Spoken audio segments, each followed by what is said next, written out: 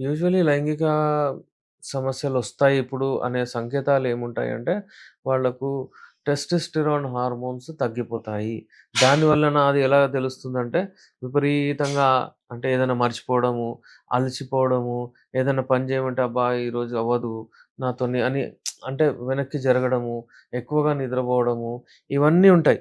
ఇక ఏందంటే ఫర్గెట్‌ఫుల్‌నెస్ ఎక్కువగా మర్చిపోతూ ఉంటారు. చిరాకులేస్తుంటది వాళ్ళకు. విపరీతంగా బాడీ పెయిన్స్ ఉంటాయి. అయితే అనుకోవాలి ఈ లైంగిక సమస్య ఉందని. వాళ్ళకు ఏందంటే హార్మోన్స్ తగ్గిపోయాయి. ఆ టెస్టోస్టెరాన్ హార్మోన్స్ తగ్గాయని మీకు ఐడియా వచ్చేస్తుంది.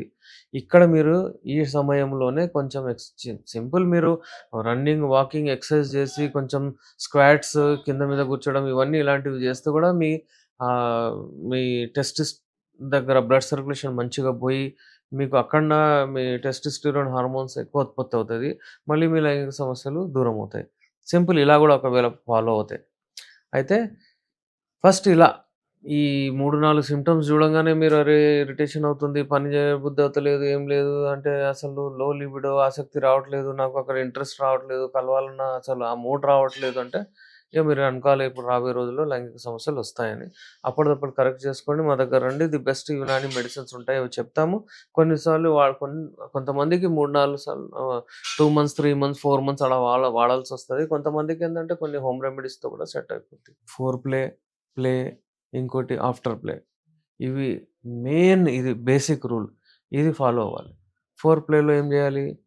చెప్పడానికైతే మనం బెడ్‌రూమ్ అంటాము. అంత వాతావరణం మంచిగా పెట్టాలి. అది ఇది అంటాం గానీ, నా దగ్గర ఎలాంటి పేషెంట్స్ వస్తారంటే పాపం వాళ్ళకు ఇంట్లో ఉంటారు. ఇద్దరు అబ్బాయిలుంటారు. వాళ్ళ పేరెంట్స్ గూడా ఉంటారు. అతను గూడా ఒకటే రూమ్‌లో పండుకుంటారంట. ఇగ అక్కడ ఇదంతా ఎక్కడ నడుస్తది?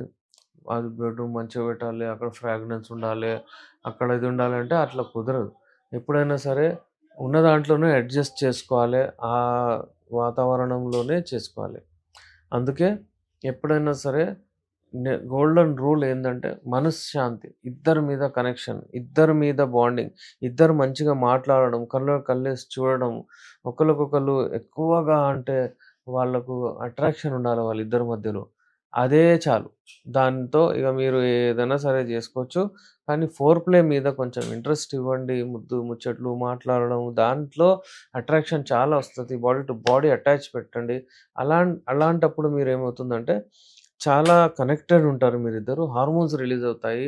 మళ్ళా oxytocin hormone, love bonding hormone అంటారు. అది రిలీజ్ అవుతుంది. ఎండార్ఫిన్స్ రిలీజ్ అవుతాయి. అలాగే అబ్బాయిలో విపరీతంగా టెస్టోస్టెరాన్ హార్మోన్స్ రిలీజ్ అవుతాయి.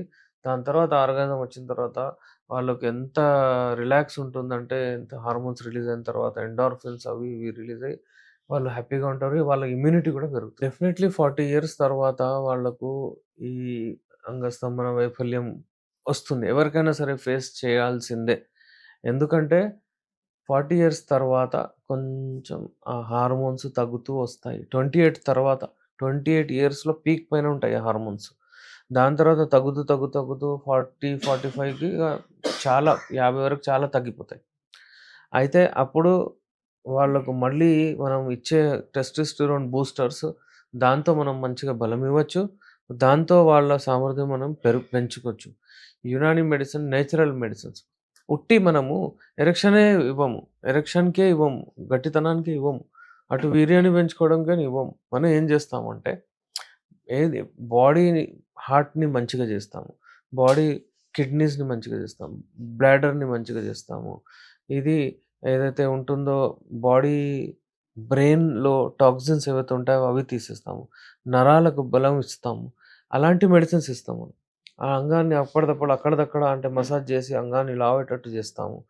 ఇవన్నీ చేసుకుంటూ పోతే బాడీకి అదే రెస్పాన్స్ వచ్చేస్తుంది. బలం వచ్చేస్తుంది. యునానీలో ది బెస్ట్ మెడిసిన్స్ 40 తర్వాత గానివ్వండి, 50 తర్వాత గానివ్వండి, 40 తర్వాత వాళ్ళకైతే స్ట్రెస్ లెవెల్స్ ఎట్లైనా వస్తాయి. ఎందుకంటే 40 తర్వాత వాళ్ళకు కొంచెం పిల్లలు పెద్దగవుతారు. ఏదో కొంచెము ఫీజులు గానియండి, అది గానియండి కొంచెం అక్కడ బిజీ అయిపోతారు. మన ఇండియన్ కల్చర్‌లో చెప్తున్నాను.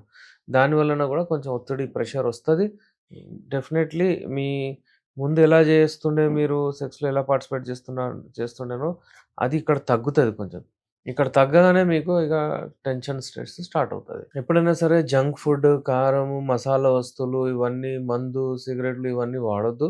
దీని వలన స్పెర్మ్ కౌంట్ తప్పనిసరిగా పడిపోతుంది. ఎందుకంటే స్పెర్మ్ క్వాలిటీ, క్వాంటిటీ, మార్ఫాలజీ అంతా మంచిగుండాలంటే మీ డైట్ మంచిగుండాలే. మంచి డైట్ తీసుకుంటే ఆహ్, స్పెర్మ్ హెల్త్ కూడా బాగుంటుంది. ఇప్పుడు చూడడం ఏం జరుగుతుందంటే మనము మన కల్చర్ ప్రకారము అంటే యూజువల్లీ మనము ఒక రైస్, చపాతీ, ఏదో రాగి అవన్నీ తింటుండే గదా! జొన్న రొట్టె అది ఇది అదంతా ఆపేసాం. వ ఏం తింటున్నారంటే ఆ మైదా ఐటెమ్స్, బర్గర్‌లు అవి ఇవి తింటున్నాం. దానివలన ఏమవుతుందంటే అది ఆ పౌషిక ఆహారం రావట్లేదు. అందుకే స్పెర్మ్స్ ఏవైతే ఉంటాయో చాలా వీఐపీస్ చాలా అవి సెన్సిటివ్ ఆహ్, ఉంటాయవి. అవి చాలా అంటే వాళ్ళకు మంచి డైట్ గావాలి, మంచి అటెన్షన్ గావాలి, మంచి వాతావరణం గావాలి. అందుకే టెస్టికల్స్ ఏవైతే ఉంటాయో అవి ఉత్పత్తి చేస్తాయి స్పెర్మ్స్‌కి. అక్కడి నుంచి స్పెర్మ్స్ అంటే ప్రోటీన్స్ అవి ఇవి వాళ్ళ హెల్త్ కొరకు వాళ్ళు మంచిగా గ్రో అవ్వాలని డిఫరెన్స్ అనే ఒక స్ట్రక్చర్ ఉంటది. అందులో ఉంటాయి గదా! అక్కడ వాళ్ళకి దొరుకుతది. అయితే మీరు మంచి ప్రోటీన్స్, మంచి డైట్ తీసుకుంటేనే అక్కడ పోతది. లేకపోతే ఎక్కడ పోతది వాళ్ళకి సప్లై అక్కడి నుంచి పోదు. లివర్ నుంచే గదా! అంతా అబ్జర్వ్ అయితది మనం తినేది. అక్కడి నుంచి వాళ్ళకి పోషకాహారం పోతది. మరి ఇక్కడ మీరు మంచి ప్రోటీన్ డైట్ అది తీసుకోకపోతే అక్కడ కూడా వాళ్ళకు దొరకదు. అయితే స్పెర్మ్స్ గూడా మంచిగా ఉండవు. హెల్తీగా ఉండవు. ఒకవేళ అలాగే ఉండి కన్సీవ్ అవుతే మిస్‌క్యారేజెస్ అవ్వడము ఇవన్నీ ప్రాబ్లమ్స్ ఒస్తాయి.